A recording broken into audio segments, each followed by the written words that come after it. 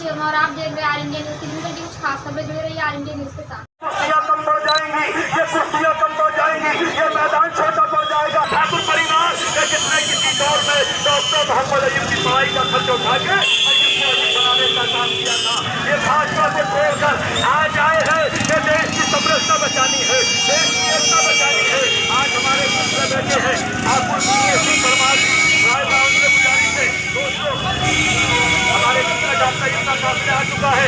ये भगत कुमारी साहब जैसे मैंने कहा खड़े हो जाए दोनों हाथों में उठाकर जोरदार नारों के साथ, जोरदार तालियों के साथ, पीस पार्टी जिंदाबाद, पीस पार्टी जिंदाबाद, डॉक्टर अयूब जिंदाबाद, पीस पार्टी जिंदाबाद, डॉक्टर अयूब जिंदाबाद।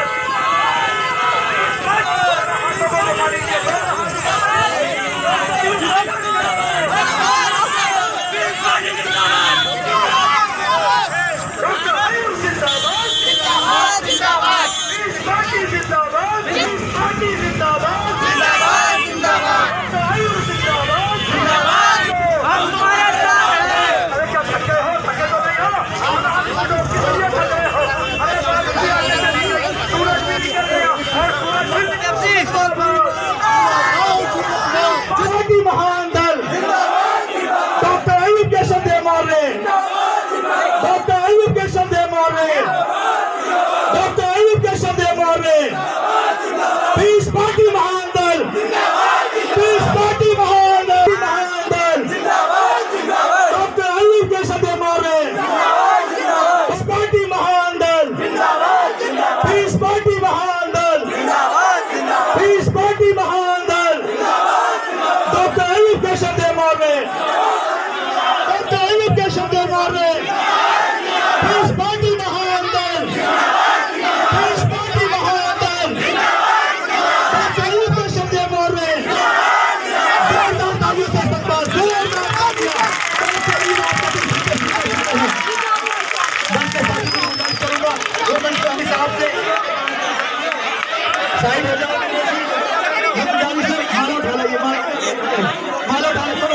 सामने से हट जाए, सबसे गुजारिश है सामने से हट जाए, प्लीज सामने से हट जाइए, सारे लोग सामने से हट जाए, तो पीछे वाले आगे आ जाए, पीछे वाले आगे आ जाए, प्लीज सब लोग आ जाए भाई। प्रोग्राम आप पार्टी डॉक्टर अयूब के शब्द मार रहे। महान दल के साथ में पीस पार्टी तुम्हारे बीच में तशरीफ ला चुकी है। हमारे बीच में अजमीन बानो मीना जी, सभी का इस्तकबाल, जितने लोग आए हैं सभी सामने से पत्रकारों को मौका दिया जाएगा। आपके बीच में आज तो एक अजीम हसीयत बैठी है मेरे दोस्तों, 2 ऐसी अजीम शख्सियत बैठी हैं कि जिन्होंने इस देश लोगों को लगानी पड़ेगी। इसलिए मेरे दोस्तों मैं पीछे गुजारिश करूंगा, हमारे भाई जो हमारे पब्लिक के साथी है पीछे चले जाएं, पीछे साइड में हट जाए, आ जाए। पप्पू उस्मानी साहब अपनी पूरी उस्मानी, कुर्बान उस्मानी, शेर मोहम्मद साहब, मैं चाहूंगा वो भी अपने नेता का मजेदार स्वागत कर देगा साथियों का जोरदार तालियों से। हमारे बीच में एक अजीम शख्सियत बैठे थे जिनको मैं चाहता था, जैसे मैंने कहा, एक ठाकुर समाज का बेटा जो चाहता है कि प्यार और मोहब्बत कायम हो, इस देश और प्रदेश में समरसता रहे, एकता रहे, वो बेटा ठाकुर का बेटा बीके सिंह परमार राय भा हमारे बीच बैठे हैं। मैं उनसे चाहूंगा कि वो आए और वो आकर अपने ख्याल इजहार करें। वो आए, ठाकुर बीके सिंह जी बैठ जाइए, माहौल बना लीजिए। एक ठाकुर साहब आपको ताकत देने के लिए आ रहे हैं।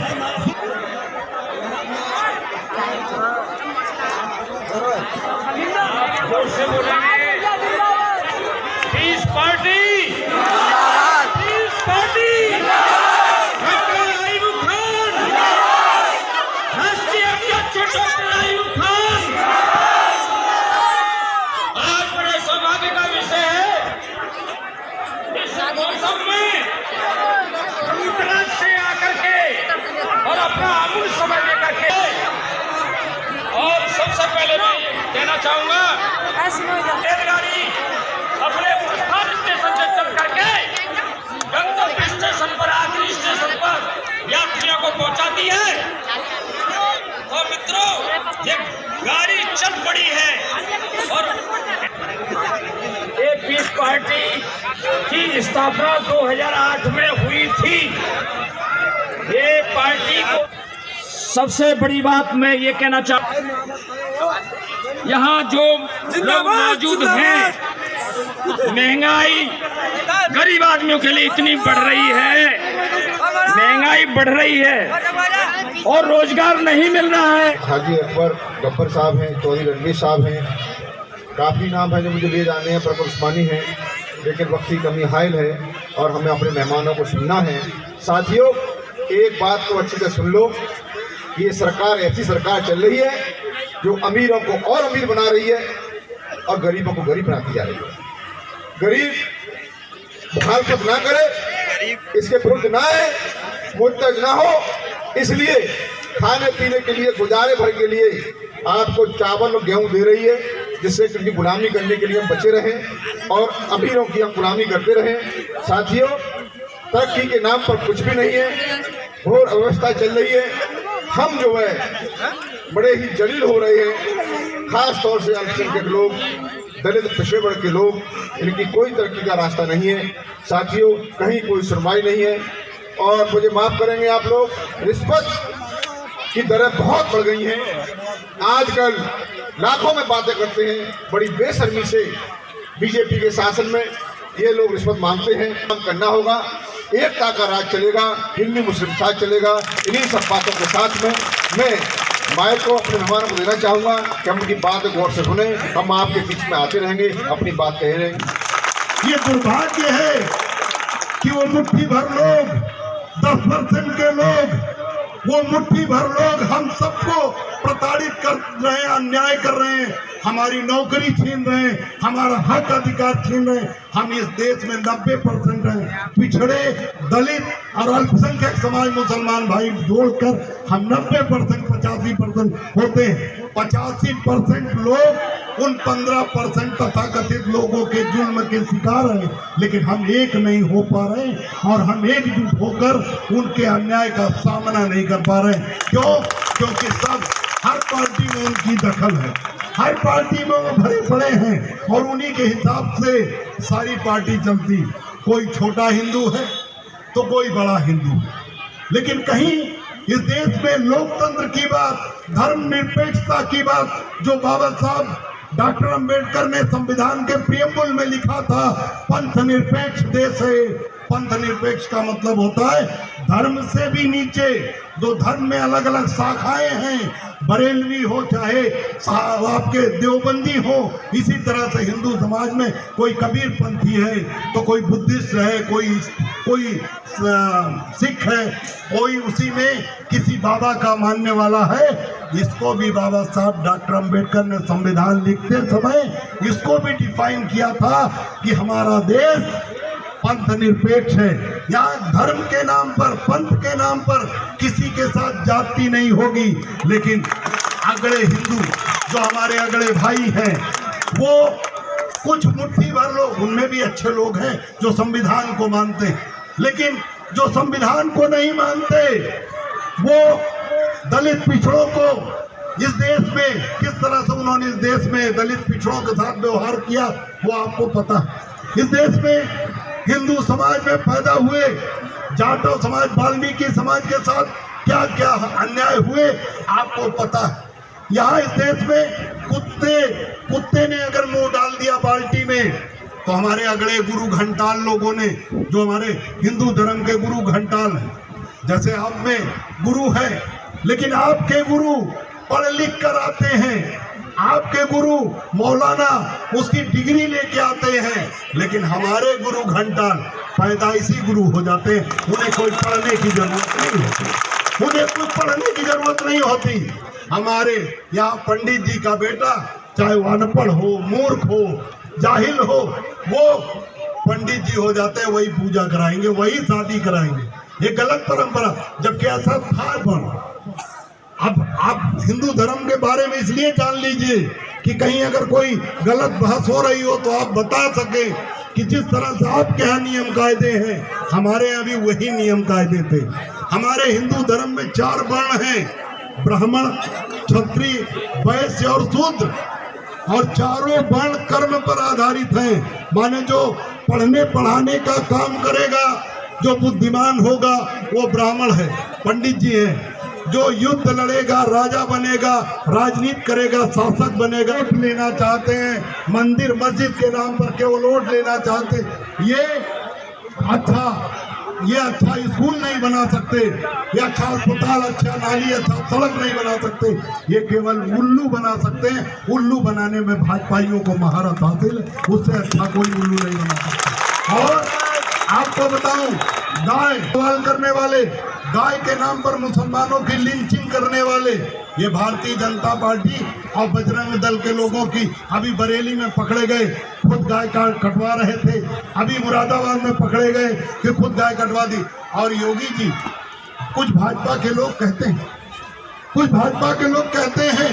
कुछ भाजपाई नेता चाहते हैं कि योगी जी और मोदी जी गाय को राष्ट्रीय पशु घोषित कर दे, राजमाता घोषित कर दे। केशव देव मौर्य भी चाहता है कि गाय को। भाई केशव देव मौर्य जी का आगरा से आए हुए अपने माँ बहनों का, कि सभी हमारे भाइयों का, प्रिंट और इलेक्ट्रॉनिक मीडिया का मैं बहुत ही शुक्रगुजार हूँ कि उन्होंने हमेशा पीस पार्टी के मिशन को लोगों तक पहुँचाया है। साथियों, भाई केशव जी ने महान दल के और पीस पार्टी के मिशन को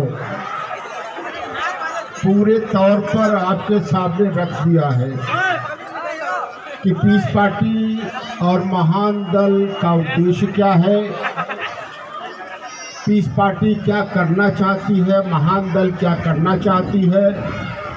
मैं समझता हूं कि मेरे साथ मेरे लिए कुछ बचा नहीं कि मैं कुछ कह सकूं। मैं सिर्फ इतना ही कहना चाहूँगा कि आज तक जितने आई हो, चाहे वो नारा कोई भी दिया हो, चाहे वो हिंदुत्व का नारा दिया है कि सभी हिंदू हमारे भाई हैं, या कहा सभी देश के लोग हमारे भाई हैं, या तो बसपा ने नारा दिया कि दलित मुसलमान करो विचार, नाम तो कम से कम ढंग से लिख दे। सबने जो भी नारा दिया, मगर किसी ने पिछड़े दलित और मुस्लिम समाज के साथ न्याय नहीं किया है। सबने उनका हक लूटा है, अधिकार लूटा है, और सभी ने ये कोशिश की है कि कुछ मुट्ठी भर लोगों को अपना गुलाम बना ले, उनको पद दे करके, उनको एमएलए एमपी बना करके, उनको मंत्री बना करके, और सारे समाज को गुलाम बना के रखे। मिसाल के तौर पर आज देख लीजिए, आज अखिलेश जी कहते हैं पीडीए, हम पीडीए के बुनियाद पर चुनाव लड़ेंगे। मुस्लिम भाइयों से मेरा अनुरोध है कि वो खास तौर पर इसे समझ लें। उन्होंने कहा पिछड़ा दलित अल्पसंख्यक के बुनियाद पर हम सरकार में आएंगे और भाजपा को हराएंगे। उनका नारा सुन लीजिए। उन्होंने पिछड़े के पार्टियों को बहुत सारे को गठबंधन में लिया है, दलित पार्टियों को बहुत सारे को गठबंधन में लिया है, मगर मुस्लिम समाज के किसी पार्टी को, अल्पसंख्यक समाज के किसी पार्टी को उन्होंने गठबंधन में नहीं लिया है, उसको नहीं लेना चाहते। वो सबको हिस्सेदारी देना चाहते हैं, कुछ पिछड़े दलित को भी हिस्सेदारी देना चाहते हैं, कुछ दलित पार्टियों को भी हिस्सेदारी देना चाहते हैं, मगर मुस्लिम समाज को नारा दे करके उन्हें हमेशा के लिए जैसे सभी ने गुलाम बना के रखा है, उसी तरीके से मुस्लिम समाज को भी गुलाम बना के रखना चाहते हैं, उन्हें हिस्सेदारी नहीं देना चाहते। और मैं ये दावे के साथ कह सकता हूँ कि अगर मुस्लिम समाज जो सरकारी आंकड़े से 20% इस उत्तर प्रदेश में है, अगर मुस्लिम समाज समाजवादी पार्टी को वोट न दे तो एक भी सीट उत्तर प्रदेश से वो जीत नहीं सकती। जिसके बुनियाद पर वो 4 बार सरकार में आए, सरकार में रहते हुए अगर दंगा भी सबसे ज्यादा हुआ है तो समाजवादी पार्टी के सरकार में हुआ है, अगर सबसे ज्यादा जुल्म हुआ है तो समाजवादी पार्टी के सरकार में हुआ है। तो मैं यही बात बताना चाहता हूँ।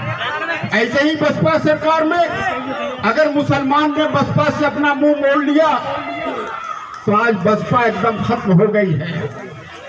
तो साथियों, आपको सिर्फ लाचार बेबस बना के रखना चाहते हैं, चाहे वह भाजपा की सरकार हो, चाहे कांग्रेस की सरकार हो, चाहे बसपा की सरकार हो और चाहे समाजवादी पार्टी की सरकार हो। आपको ये फैसला करना पड़ेगा। इससे मैं ये सिर्फ एक बात ये कहना चाहता हूँ कि जिस समाज ने अपने नेतृत्व में, अपने समाज की क़यादत में, अपनी समाज के नेतृत्व में जिस समाज ने भी संघर्ष नहीं किया है और हिस्सेदारी के लिए नहीं लड़ा है, वो समाज हमेशा के लिए गुलाम नहीं है। मुस्लिम समाज चाहे वह आज समझे या और बर्बाद हो जाने के बाद समझे, हराने जिताने के नाम पर उसने हमेशा सबको वोट दिया है, भाजपा को हराने के नाम पर। आप ये बता दो कि आज इंडिया का गठबंधन है जिसमें कांग्रेस भी है, समाजवादी पार्टी भी है। कांग्रेस समाजवादी पार्टी मिलकर के कैसे भाजपा को हरा सकती है? लड़ाई हो रही है।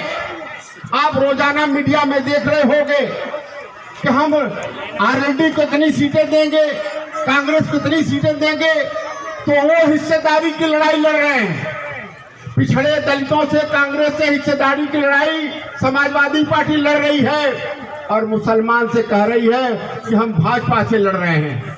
क्या बता दो आप कि अगर हम समाज की जितनी पार्टियां उसको ले ले तब भाजपा को हराया जा सकता है कि अकेले कांग्रेस के साथ मिलकर हराया जा सकता है? ये फैसला आप कर लो। साथियों, उन्हें भाजपा सरकार में आवे या सपा सरकार में आवे या कांग्रेस सरकार में आवे, अगर आप गुलाम बने रहो, हिस्सेदार बन जाओगे, सरकार में हिस्सेदारी हो जाएगी, तो आप पर उसी दिन से जुल्म खत्म हो जाएगा। समझा दो कि कौन सा आंकड़ा है कि मोदी जी हो, योगी जी हो, अखिलेश जी हो या मायावती जी हो, वो किस माने में डॉक्टर अयूब से ज्यादा इम्पोर्टेंट है, किस माने में डॉक्टर अयूब से ज्यादा मजबूत है? न तो पढ़ाई में हो सकता है, न तो तालीम में हो सकता है। मिल्कियत दी है वो सबसे तोल लो, किसी से कम नहीं हो सकता था। साथियों, सिर्फ आपने पीस पार्टी को, डॉक्टर अयूब को कम दिया। मोदी जी की आबादी 1%, न उनकी हैसियत ही लोगों की है और उनके समाज की तादाद भी है। मगर प्रधानमंत्री, मुख्यमंत्री इसलिए है कि उनका समाज उनके साथ है, और जब उनके समाज उनका साथ है तो उनका समाज वो राजा बना हुआ है। अगर वो सरकार में है तो उनका समाज राजा बना हुआ है। आपका समाज, अगर आपने पीस पार्टी को वोट देते तो आप भी आज राजा होते, हुकूमत में होते, फिर आप पर जुल्म नहीं हो सकता, एक जुल्म नहीं हो सकता था आप पर। इसलिए साथियों, बिल्कुल साफ है, जिस तरीके से यादव समाज जब तक दूसरे को वोट देता था, यादव समाज की हैसियत से आपसे बहुत बुरी थी। जाटो समाज जब तक दूसरे को वोट देता था, उसने अपना नेता नहीं बनाया था, अपने नेतृत्व में सरकार बनाकर सरकार हिस्सेदारी नहीं थी, उसकी हैसियत बहुत खराब थी। मगर मुस्लिम समाज आज भी सभी को अपनी हिफाजत के लिए दूसरे पर मुनहसर है, दूसरे पर बंटवार करता है। अगर आपने अपने नेता को पहुंचाया, अपने में से नेतृत्व पैदा किया, तो यकीन माने फिर जुल्म होने का कोई सवाल नहीं। आपको हिस्सेदारी कोई न मिले, इसका कोई नहीं। साथियों, भाई केशव जी से, ये हमारे बहुत पुराने साथी, 20% सरकारी आंकड़े से मुस्लिम आबादी है। आइए हम लोग मिलकर लड़ें, क्योंकि जब तक हमारा समाज एक और अपना साथी मजबूत चाहता है, मुस्लिम समाज एक मजबूत साथी चाहता है, और मुझे ये विश्वास है कि साके सैनी मौर्य कुशवाहा भी एक मजबूत सिपाही चाह रहा है, मजबूत साथी चाह रहा है। देखिए भाई, सब तैयार है, जनता तैयार। मैं चाहूंगा कि भाई यहीं पर वादा करें आप लोगों के सामने, है। मैं आगरा में ही रहता हूँ और मैं तैयार हूँ पूरी तरह से।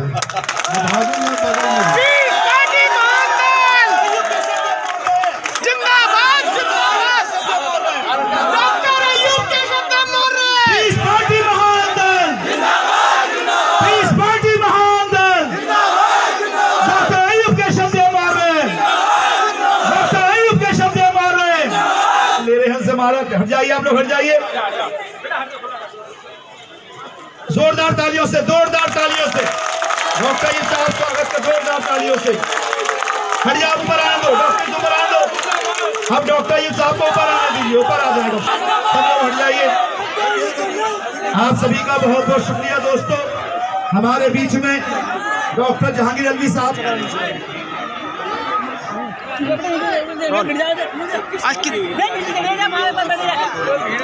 इस पार्टी का ये प्रोग्राम आगरा में रहा है और हम सभी ने चुनाव जो लोकसभा का 2024 का नफरत की तैयारी में और देश में जो नफरत का माहौल है खत्म करने के लिए हम बताने की कोशिश कर रहे हैं कि जब तक हम पीछे तुम खड़े हो जाते हो अपने जिंदगी में जब तक हम कामयाब नहीं होंगे हमें न्याय नहीं मिल पाएगा और हम इस नफरत को खत्म नहीं कर पाएंगे।